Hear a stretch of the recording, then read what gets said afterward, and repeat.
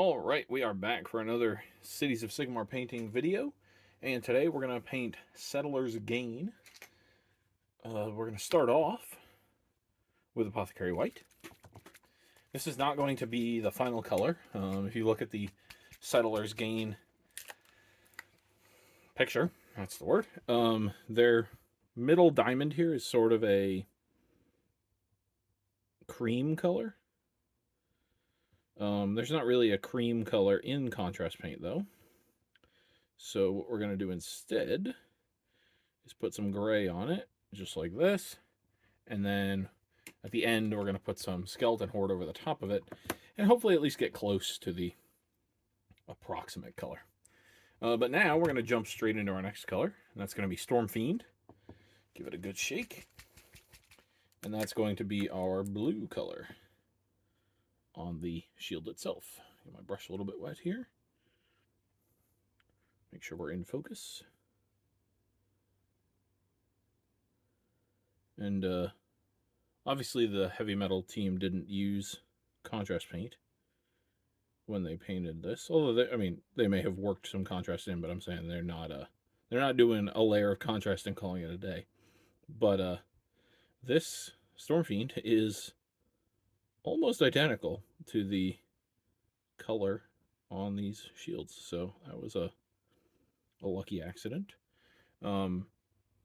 I have been basically just looking at my pile of paints and picking colors that I think are going to look good, and this is the third video, and so far it's worked out.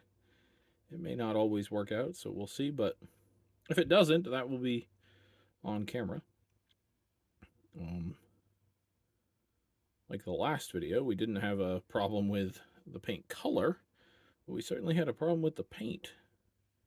The Black Templar peeling right off of the speed paint was very interesting.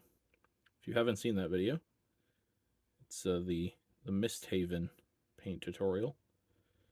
For whatever reason, the surface of the speed paint does not allow other paints to adhere to it.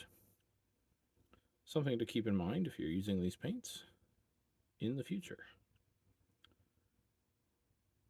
Alrighty, so there's our blue all done. Now I'm going to let this dry completely, and we'll come back and do the metallics. Alright, we're back, and our contrast paint is all nice and dry. Now we're going to move on to our first metallic. That's going to be Brazen Copper from the 2.0 Speed Paint line. We've already put some out here on a palette. This is just going to be the filigree here at the top. So far, besides that issue that happened in the Misthaven video, so far I've been very much enjoying the metallic speed paint. I do prefer contrast paint or similar products to be in pots because it's easier to use. I don't like squeezing this stuff out onto a palette, but it's not the end of the world. We make do. So just going to get this all over, making sure to get the sides as well. And then the top. And then once this is dry, actually I might not even wait for it to dry. I think I'll just go straight into it. I'm going to take some gold and just kind of not highlight this exactly, but kind of mix it in, and you'll see as I go.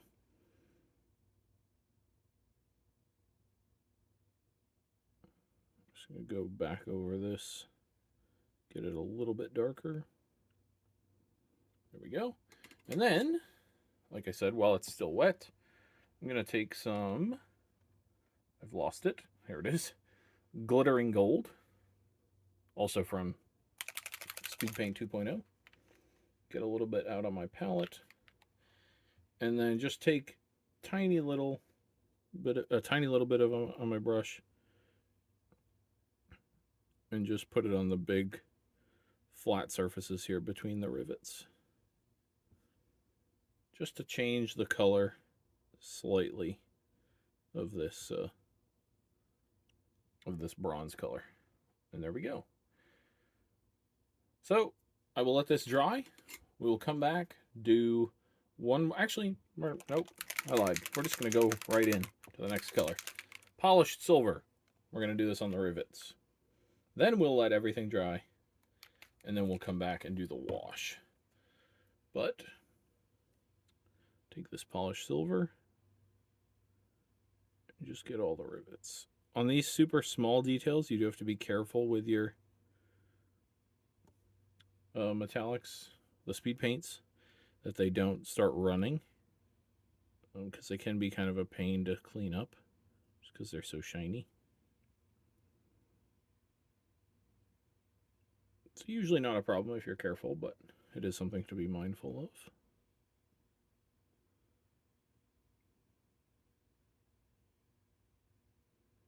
And then these on the side here and the top.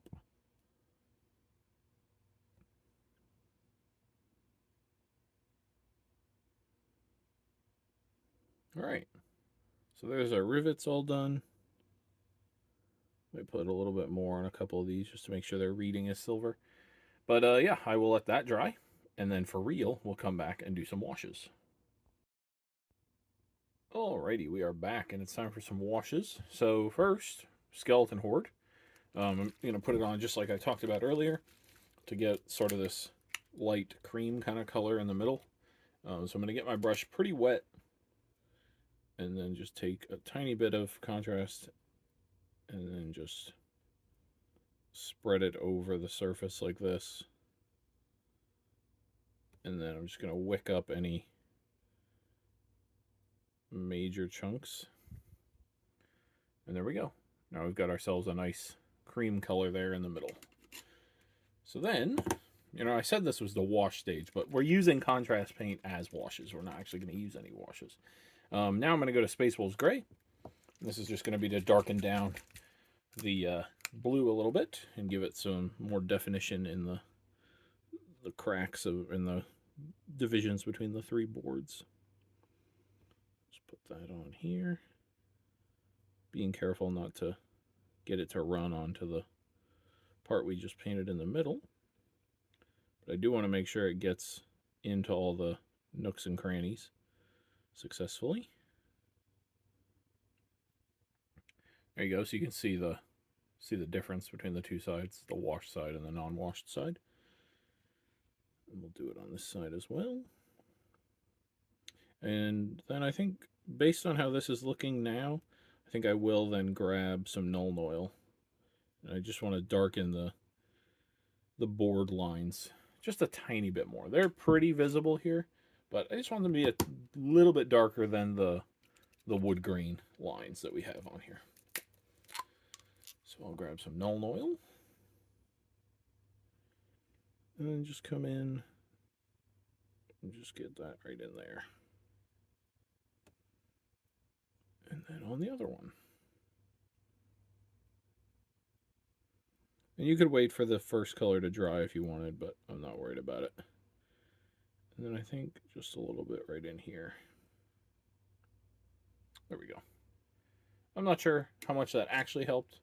It looks like it helped to me. They're just slightly darker than the board lines there. But in any event, that's basically our shield done. So right about now, you'll be seeing this shield with a transfer on it. And that will about do it. Of course, I haven't mentioned this before, but of course you could take these shields even higher quality if you wanted by edge highlighting. These boards provide a great surface for edge highlighting because they have all sorts of texture and stuff on them.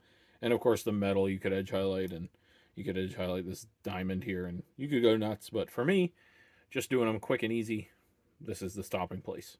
But yeah, thank you everybody for watching. I hope you enjoyed it. Feel free to subscribe to the channel, hit the like button, and I will see you on the next one.